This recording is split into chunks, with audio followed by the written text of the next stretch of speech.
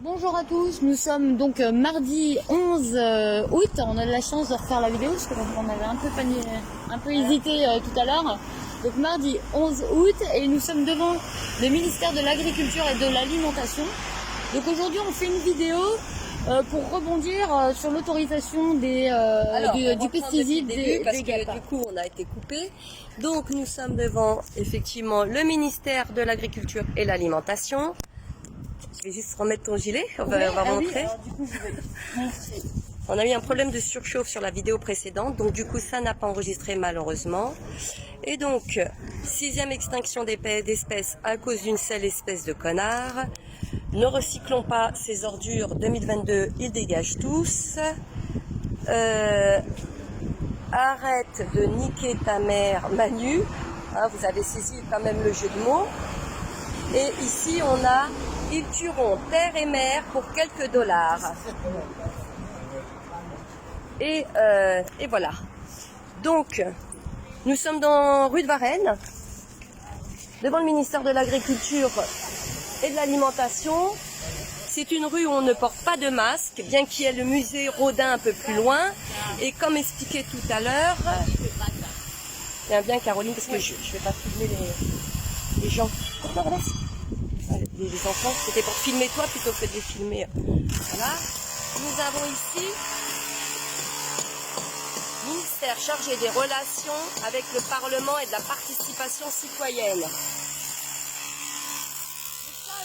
Alors, on va aller plus loin parce qu'il y a des travaux et ce ministère, il n'existait pas avant, donc ça serait bien de se poser des questions et de s'interroger sur le rôle de ce ministère. Moi, je n'y vois encore une fois qu'une façon de loger les copains, de l'entre-soi, de créer de plus en plus de ministères à l'instar de ce qu'a fait Jean Castex sur le dos du contribuable. Encore une fois, c'est nous qu'allons payer pour ce genre de délire façon empereur, hein. Monsieur l'empereur va partout, fait ce qu'il veut avec l'argent des Français. Il est facile d'être généreux quand c'est pas son argent. Alors, on reprend là où on a été. Alors, j'espère que ça va pas réchauffer. Donc, aujourd'hui, on est là pour dénoncer en fait ce gouvernement écocide et de faire un petit topo sur tout ce qui a été adopté et voté à l'Assemblée nationale par le gouvernement et tout ce qui est, à mon sens, écocide et pour laquelle le discours des médias est complètement autre, où on voit que c'est un Macron vert, etc., etc. Donc, l'idée, c'est de retracer en fait tout ce qui a été adopté, tout ce qui a été voté. Concernant. Tu peux reculer un petit peu? Juste un petit peu, non, voilà, merci, comme ça j'ai un peu plus de marge, merci. Et pourquoi on a décidé de faire ça aujourd'hui? C'est parce que, comme vous le savez, il y a 2 jours, on a réintroduit cet engrais qui tue en fait les abeilles, notamment pour les producteurs de betteraves. Et je pense qu'en fait, s'il va céder pour les betteraves, il va céder pour le maïs, le blé et tous ces trucs-là. Donc voilà. Donc, c'est un insecticide qui était interdit, c'est ça? C'est un insecticide qui tue en fait toutes les abeilles. Et bon, on connaît l'importance d'avoir nos communautés d'abeilles pour la pollinisation notamment. Bah, pas d'abeilles, pas de vie sur Terre, quelque part. Hein. Mais bon, il s'en bat les couilles, comme on dirait dans notre jargon. Donc voilà, je vais commencer. Donc la première chose qu'il a fait Macron quand il est arrivé au gouvernement, c'est son désengagement des avis du nucléaire, puisque en 2017, dans sa propagande électorale, il avait dit qu'on sortirait progressivement du nucléaire d'ici 2023, notamment parce qu'il rebondissait justement à ce qui s'était passé à Fukushima, et donc du coup, il a voulu jouer le sentimentaliste en disant bah oui, je vous ai compris, nos nucléaires sont vétustes, nos réacteurs, il y en a qui ont plus de 30 ans, donc d'ici 2023, on va en fermer 14. Et puis finalement, c'est passé de 2023 à 2035 et il a vendu 6 réacteurs en Inde et les 14 réacteurs sont toujours en activité aujourd'hui. Par rapport à ça aussi, il a aidé les grandes entreprises polluantes, donc, notamment ceux d'hydrocarbures, puisqu'il a filé 20 milliards à Air France, à Renault et à Darty Fnac en fait.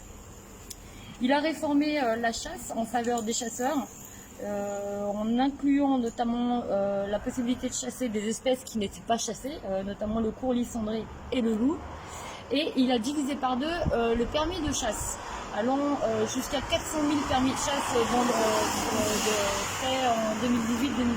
Ça, c'était pour, il avait cédé au lobby de la chasse pour juste avant pour les élections, hein, pour s'assurer le soutien, enfin cet électorat. C'est ça, c'est Monsieur Cos, là, le mec terrifiant, qui d'ailleurs Nicolas Hulot avait démissionné, et si vous regardez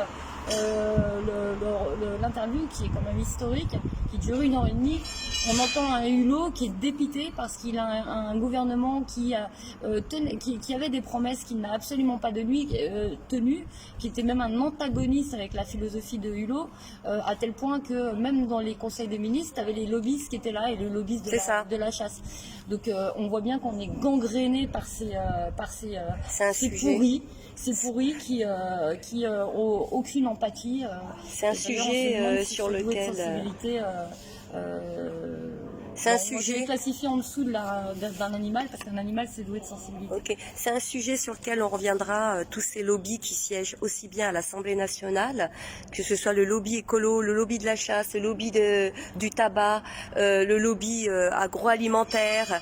On y reviendra prochainement sur des sites stratégiques, et on reviendra sur chacun de ces lobbies, leur influence et comment ils impactent nos choix, notre consommation, nos choix de vie et surtout la politique. C'est ça, voilà. Et la politique du mercantile et pas le bien commun. Absolument. Et que ce soit sur l'air, l'eau, et ça on en parlera un autre jour, et la terre.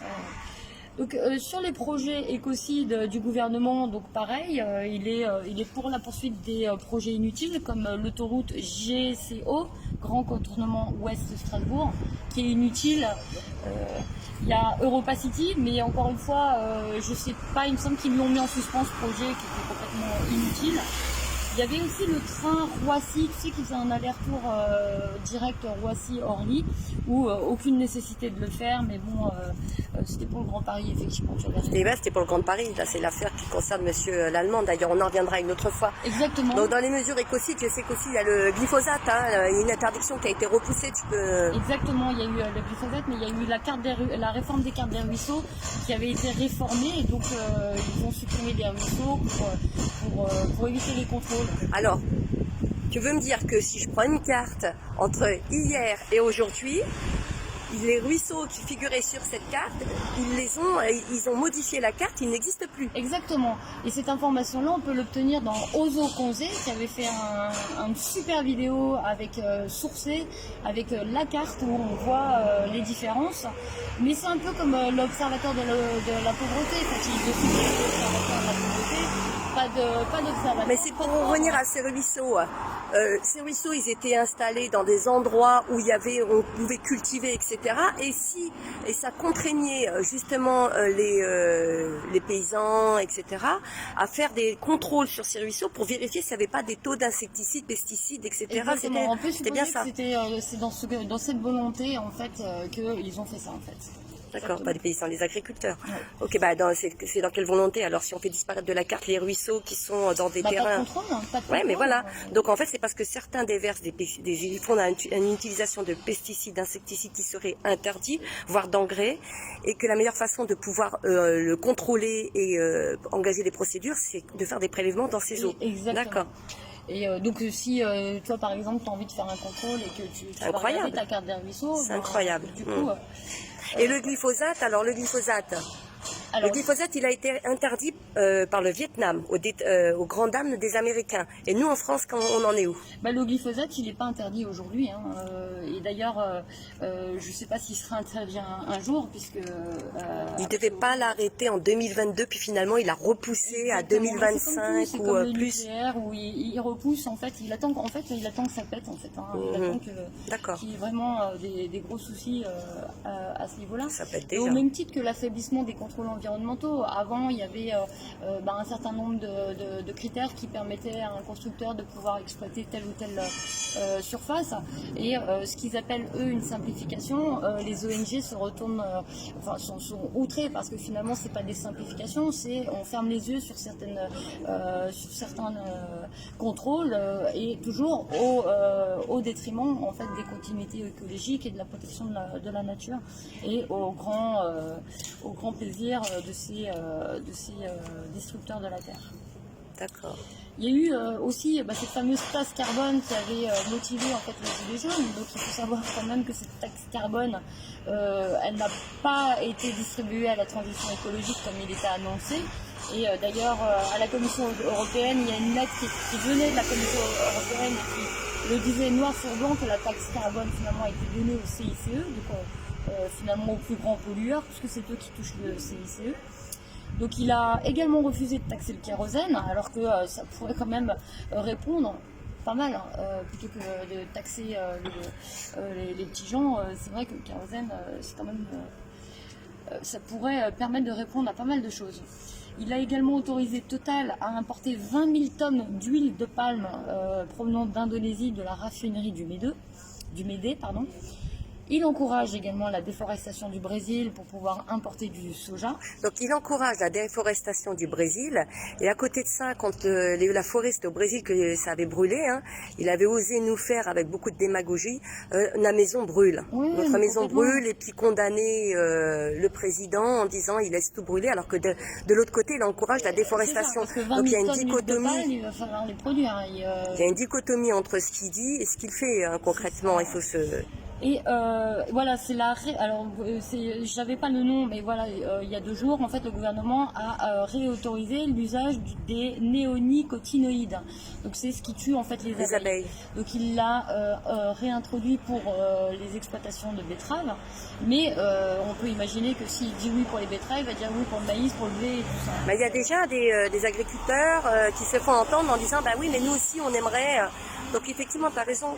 On peut supposer que ceux-là même se disent victimes d'injustice, de discrimination. Pourquoi un tel pour ses betteraves, il aurait le droit, et puis nous, et c'est la porte ouverte à effectivement tous les excès. Exactement. Et oui, c'est ça. Et puis l'histoire du glyphosate, promesse de sortie en 2017, qui n'a pas eu lieu. Et je dirais même que c'était même plus insidieux que ça, parce que en fait, ils voulaient en sortir en 2023, mais ça laisse en fait le champ libre aux agriculteurs, parce qu'en fait, ça veut dire qu'en 2023, les agriculteurs ne pourront plus en acheter, mais ils auront du stock. Et donc, de décaler 4 ans, t'as les mecs qui vont acheter des stocks pour 30, 40, 50 ans, ils pourront toujours en faire, puisqu'on est sur une interdiction d'acheter du glyphosate. Et, on n'est pas sur une interdiction d'utiliser le glyphosate. Alors que c'est démontré que le glyphosate est cancérigène, enfin voilà, c'est avéré quoi. Hein. Bien sûr. Il y a eu aussi cette réforme de la chasse en faveur des chasseurs, avec la possibilité également de tuer des espèces qui jusqu'alors étaient protégées, comme le courlis cendré et voire le loup. Et il a divisé par 2 le prix du permis de chasse, passant en vente, en 2018, il y a eu 400 000 permis de chasse. Et il faut savoir que les chasseurs tuent plus que les attentats en France, puisqu'il y a à peu près 300 morts tués accidentellement par un chasseur, enfin accidentellement. En fait, il a cédé au lobby de la chasse à des fins électoralistes. Hein. C'était juste un cadeau. Il aime. Non, mais quand même. Hein. Non. Quand je te dis ça, c'est quand il a divisé le prix du permis de chasse. Tout ça, c'était parce qu'il avait cédé au lobby de la chasse au moment des élections. C'est tout. Hein. Et il a fait ça purement de manière électoraliste. Tout est motivé de toute façon. Il a des motivations, c'est certain, qui ne concernent pas l'humain, qui ne sont pas en faveur de l'humain. Si on fait la genèse de tout ce que tu viens de l'historique de tout ce que tu viens de me décrire là, m'expliquer, on peut pas dire que ce soit favorable pour nous, ni pour le consommateur, ni pour la terre, quoi, ni pour les espèces qui sont en danger. Ce qui est révoltant, c'est que les médias te disent le parfait contraire. On a le bruit. On va avancer un petit peu, il y a une autre porte là-bas. Ce qui est révoltant, c'est que quand on discute avec les gens et qui regardent la télévision lambda et tout ça, ils sont même pas au courant de tout ça. Pour lui, c'est le mec qui veut rendre le monde meilleur, etc. Alors que c'est absolument pas ça. Quand on regarde vraiment entre les lignes et qu'on regarde les informations, on se rend bien compte que c'est un écocide. Ce mec, il en a absolument rien à foutre de la suite, si ce n'est que l'argent que ça va lui rapporter, quoi. Bah, un monde meilleur, j'ai envie de te dire, si tu réintroduis ce qui tue, ce qui tue les insectes, enfin les abeilles. Sans abeilles, il n'y a pas de vie. Hein. Bah ouais. Ça, donc, non, un monde meilleur, c'est sans l'humanité alors. Bah, c'est ça. Et d'ailleurs, Nicolas Hulot, lorsqu'il a démissionné, et j'invite tout le monde à regarder son interview quand il a démissionné, hein, qu'il l'a fait devant, comme ça en direct. Ce qui l'a motivé, c'est essentiellement le discours de Macron et ses actes en fait qui étaient complètement à l'antipode de ce qu'il avait avancé et qui correspondent absolument pas du tout à la philosophie de Hulot. Enfin, il le savait, je comprends pas qu'il a insisté, mais bon, il est parti à cause de ça et surtout il avait annoncé, il avait dit également que dans les conseils des ministres, il y avait les lobbyistes qui participaient à ces conseils des ministres. Et là, on est vraiment dans un conflit d'intérêts avec ces lobbyistes qui est super inquiétant parce que finalement, est-ce qu'on a un président qui gouverne ou est-ce qu'il est justement manipulé par ces lobbyistes qui font la loi? Et ces gens qui font la loi, est-ce qu'ils n'ont pas des intérêts très très privés et même trop privés pour prendre part au débat public? En fait, c'est là toute la... Bon, on en reviendra sur les fameux lobbies, que ce soit de la chasse, que ce soit de l'agroalimentaire, que ce soit l'armement aussi, et le tabac, etc. Tous ceux qui siègent à l'Assemblée nationale, qui siègent aussi à la Commission européenne, de leur influence et de leur impact sur la vie politique. Alors les lobbyistes, c'est pas sous Macron, ça a toujours existé, mais c'est bien aujourd'hui de mettre un peu le pied dedans. Et on ira devant des endroits stratégiques pour démonter les effets mortifères de ces lobbyistes sur la politique de manière générale et sur le vivant de toute façon. Bien sûr, et sur le vivant, il y a tellement à dire parce que concrètement, notamment, on l'a vu avec Guy Pharma, parler ce matin parce que c'est vrai que c'est quand même lié, mais lorsqu'il a inclus en fait l'état d'urgence dans le droit commun, c'était notamment pour renforcer en fait sa répression, notamment sur les ONG. Et d'ailleurs, aujourd'hui, est puni quelqu'un qui sabote une chasse à courre, il est passible d'une prison et d'une amende, mais enfin voilà, donc il y a une vraie répression sur les personnes qui sont sensibles en fait au vivant en fait. Rémi Fraisse qui est mort après avoir reçu une grenade qui lui a déchiqueté la colonne vertébrale. Si mes souvenirs sont bien et on me corrigera, il était au barrage de Sivens, non? Exactement. C'était ça. Donc c'est des gens qui sont motivés par le souci de préserver la nature. D'un côté, soit ils subissent une répression judiciaire, soit ils subissent une répression criminelle, parce que c'est criminel de balancer des grenades, de balancer du TNT contre des simples militants, des civils désarmés. Donc on va continuer si tu le permets. Oui, alors voilà, donc c'était sur cette réforme également qui brime systématiquement en fait toute opposition, enfin tout opposant à ces projets, mais il y a aussi le projet de la Montagne d'Or qui. Alors c'est où la Montagne d'Or?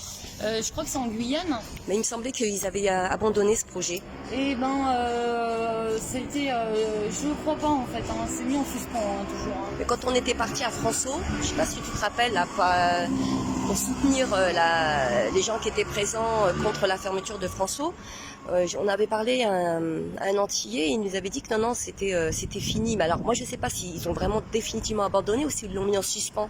En fait, je pense que c'est plutôt en suspens parce que comme c'est le plus gros projet d'extraction d'or de la France, on se doute bien qu'ils vont pas en rester là en fait. Mais bon, ce qu'il y a de sûr, c'est que tous sont unanimes contre la France sur ce projet-là, et l'ONU notamment qui s'alarmait de voir en fait qu'il n'y avait aucun consensus possible. La France arrive avec ses bulldozers sans prendre part au débat avec les populations qui habitent autochtones, avec une volonté de tout détruire sans même prendre soin de voir qu'il y a une culture, une population qui vit et des continuités écologiques également. Mais il y a eu aussi le train de Roissy, alors je ne sais plus si j'en ai parlé à cette vidéo-là, mais le train Roissy, en fait, Macron, pas le train Roissy. Les frais, tu parles du frais. Le frais, voilà. Qui consistait en fait à transporter des légumes jusqu'à la capitale. Et Macron donc a supprimé cette ligne, privilégiant en fait l'équivalent de 2000 camions qui remplaçaient en fait ce train. Donc effectivement, aujourd'hui le fret, c'est prouvé, c'est le fret ferroviaire est la solution la plus écologique qui soit aujourd'hui dans le transport de marchandises. Donc on voit bien qu'il est contre l'écologie puisqu'il privilégie les 2000 camions. Donc Donc voilà à peu près tout ce qu'il y a, tout ce que j'ai pu lister, mais il y en a tellement. Il y a eu les pièges à glu pour les oiseaux, il y a eu le rejet à l'Assemblée nationale de mettre des caméras de surveillance dans les abattoirs pour s'assurer qu'il n'y ait pas de torture et épargner en fait les souffrances animales.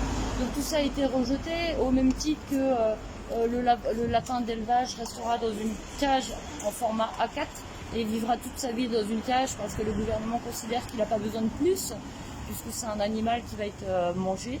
Donc voilà, donc il y a plein de choses et je vous invite à regarder les sites des ONG,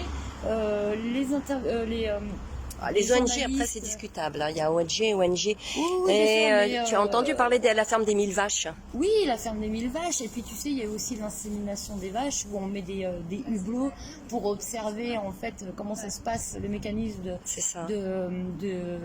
Alors, ça, c'est encore, c'est encore autre chose. C'est un traitement. À travers Big Pharma, la graine qui va bouffer. Et donc, aujourd'hui, on a des vaches avec des hublots.